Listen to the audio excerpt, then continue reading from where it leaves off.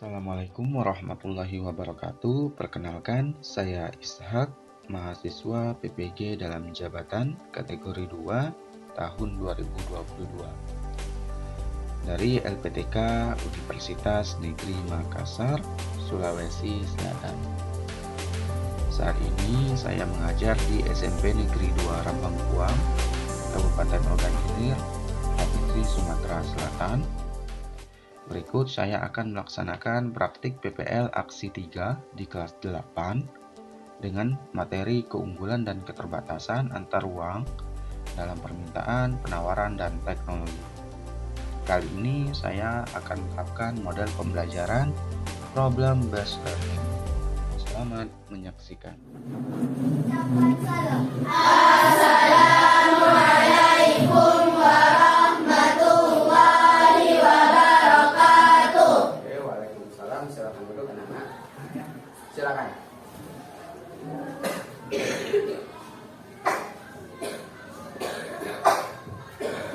Marilah teman-teman, marilah kita berdoa bersama-sama.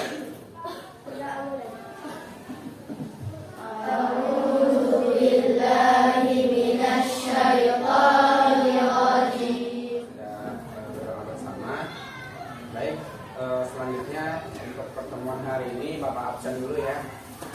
Ada yang tidak hadir hari ini nak? Ya. Hadir semua ya.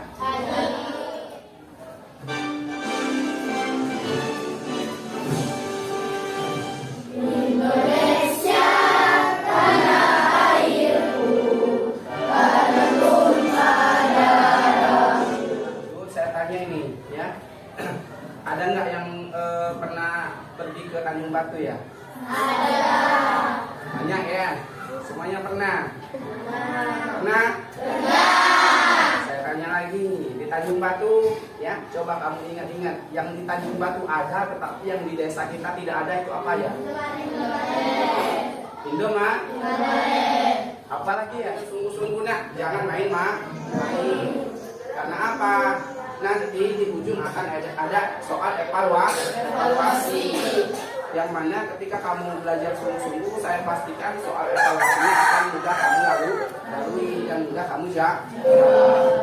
Dan Bapak harapkan harus lebih aktif lagi, ya, bisa? Bisa. Intinya yang akan kita pelajari pada hari ini adalah tentang keterbatasan atau keunggulan, ya, keunggulan dan keterbatasan antar uang. Baik dalam permintaan, penawaran, dan teknologi. Menganalisis keunggulan dan keterbatasan antar uang dalam permintaan, penawaran, dan teknologi di Indonesia. 2. Membandingkan potensi sumber daya alam pulau di Indonesia. Oke, jadi itu tujuan pembelajaran kita pada pertemuan hari ini. Kita nanti ada diskusi kelompok, ya, yang mana kita gunakan kelompok sebelumnya. Masih ingat kelompok sebelumnya? Masih. Oke, jadi nanti ada LKPD yang akan kita diskusikan, dan di ujung juga nanti saya bilang ada evaluasi ya, seperti kemarin. Teknik penilaiannya ya, saya sampaikan lagi ada 3 aspek. Pertama, penilaian sikapnya nak ya, sikapnya diperhatikan dari awal sampai 4, 5, 6. Silakan. Bapak kasih waktu.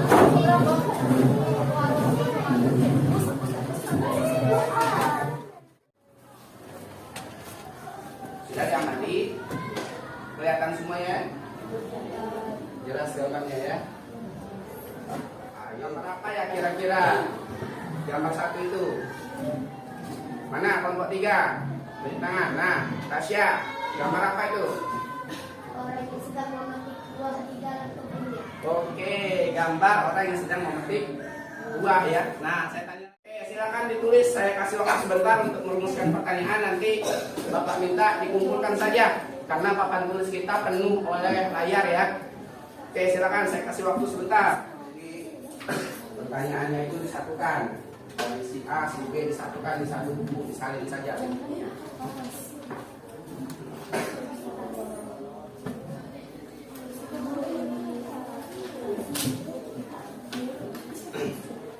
kalau disobek kecil lah, ya kalau sudah tersobek gak apa-apa juga. Oke, mana lagi?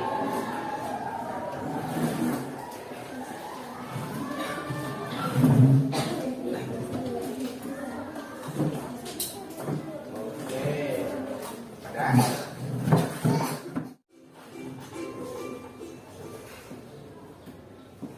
Halo sahabat, kembali lagi di Edukasi Nusantara.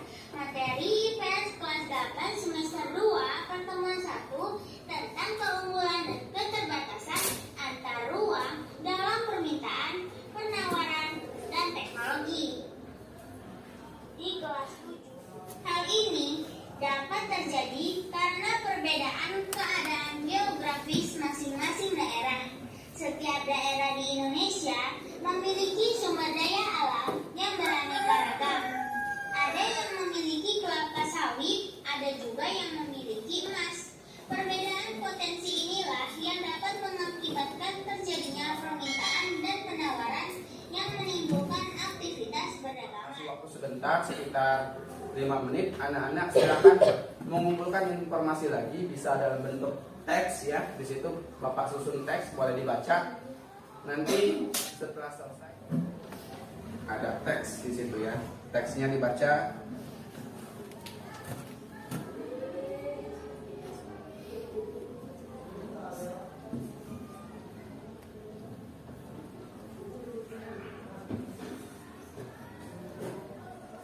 Ya. Nah, kalian mencari itu boleh dari e-modul yang Bapak berikan, boleh juga dari internet, Google, dan yang lainnya, itu boleh dimanfaatkan. Bapak beri waktu untuk kalian berdiskusi, menjawab pertanyaan yang ada di LKPD tersebut ya, sembari kalian juga memanfaatkan e-modul itu. Bisa anak-anak? Bisa. Oke, silakan ya. Memberikan kontribusi ya, jangan tidak ada tugas, anggotanya dibagi. Silakan.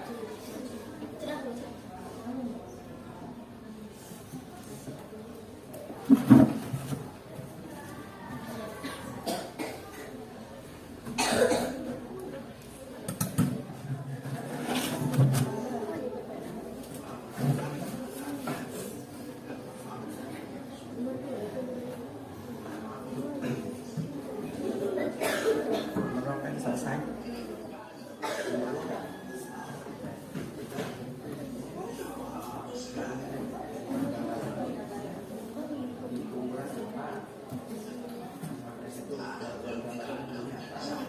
Kita bahas bersama ya. Jadi gini, bagi yang belum selesai tetap Bapak minta berpendapat nanti ya. Kita lihat soal berapa yang sudah selesai, itu yang Bapak minta ya. Sudah siap semua? Siap. Oke, silakan kepada kelompok 5 Bapak berikan kesempatan. Ya, berdiri. Kalau mau lihat, boleh Bapak tampilkan di depan jawabannya nak ya. Dari kelompok 5. Oke, silakan dibaca. Saya perwakilan dari kelompok 5 akan menjawab pertanyaan nomor 1. Oke. Berdasarkan analisis dari gambar di atas, bandingkanlah perbedaan dan persamaan potensi SPA di daerahmu dengan daerah yang ada pada gambar di atas. Ya, bagaimana? Jawabannya, perbandingan di desa tersebut menghasilkan kopi, sedangkan di desa kami menghasilkan bermacam buah-buahan, contohnya buah nanas. Persamaan sama-sama memanfaatkan sumber daya alam. Oke, itu jawaban dari kelompok kelompok 5. Oke, Bapak mau kelompok yang tadi ada?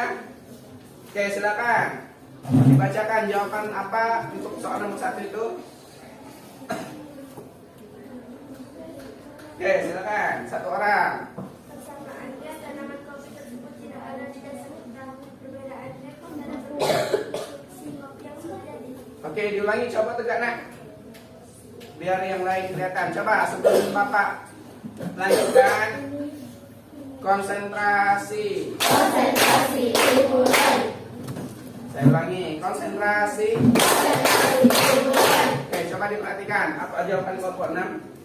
Bersamaannya tanaman kopi tersebut tidak ada di desa kita. Ya, jadi ada perbedaan pendapat dari kelompok 2, kelompok 4, kelompok 5, dan kelompok 6. Nah, dari perbedaan pendapat itu yang Bapak nilai itu yang paling mendekati itu jawaban dari kelompok 5. Ya, keempat. Mau? Oke, silakan. Langsung jawab anak. Barang-barang yang di pasar lebih murah dari barang-barang yang ada di mall. Oke, boleh. Kita tampung ya. Ada lagi? Kelompok 5 boleh. Keunggulan masyarakat kota dari segi cara membayar. Masyarakat kota kebanyakan membayar secara transfer dan memakai kartu ATM. Kalau di desa cara membayarnya masih tradisional, membayar hanya dengan uang, tidak dengan kartu ATM. Keterbatasan masyarakat kota adalah sedikitnya sektor pertanian di kota. Keterbatasan masyarakat desa, akses perdagangan lebih sulit masuk ke desa. Oke, boleh. Silakan. Ayo berdua silakan tegak. Apa kesimpulan yang kamu dapatkan dari diskusinya? Kesimpulan materi kita hari ini adalah setiap kota atau setiap desa pasti mempunyai keunggulan dan keterbatasan. Apa contohnya? Contohnya, Di desa menghasilkan karet atau Ya, langsung mulai ya. Saya kirim lagi kalau belum ada.